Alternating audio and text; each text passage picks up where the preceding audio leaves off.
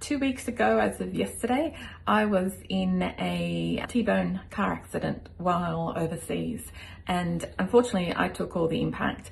So in Europe, left-hand side drive car, I was sitting behind the driver in their version of an Uber, and it was pouring rain, and the other car came and hit us at full speed, and I took all that impact, and as a consequence ended up had whiplash, dislocated knee and elbow, and a broken rib because my elbow literally squashed in and caused a fracture.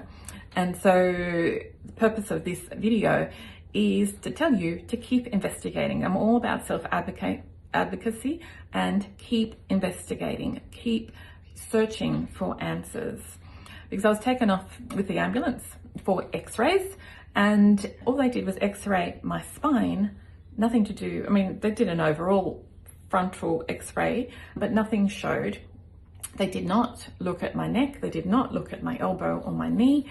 I had complained that I had lost sensation of my last two fingers, and I did say to them, this is nervous system, it's like neurological, it's the nerves, it's not a break, I can move them.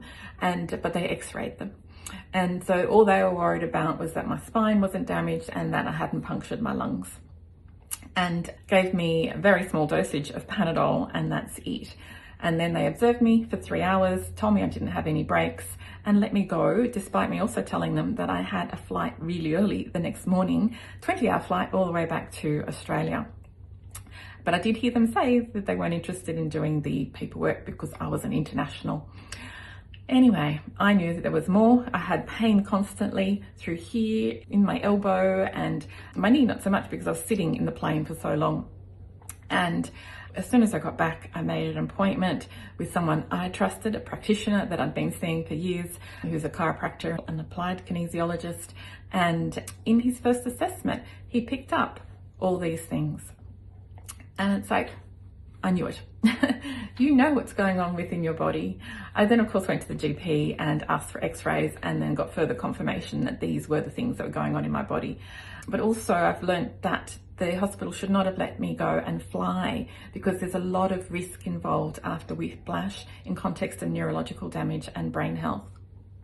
And luckily, I'm just experiencing internal bruising and the pain. I can't lift anything heavy or push anything down hard, but I can still see and work with clients. But I have limited my workload just because I can't do too much. I still tire a lot because my body is still trying to heal. But, you know, if I just accepted what the hospital had told me, I still would have been in a lot of pain, and I would have had ongoing pain for a very long time. So imagine if my chiropractor hadn't put my joints back in my place and adjusted my knee, which was then also having an on-flow effect all the way up my body, like even into my psoas, and my ribs are also pushing into my spine and the cartilage, and so he's able to maneuver those back.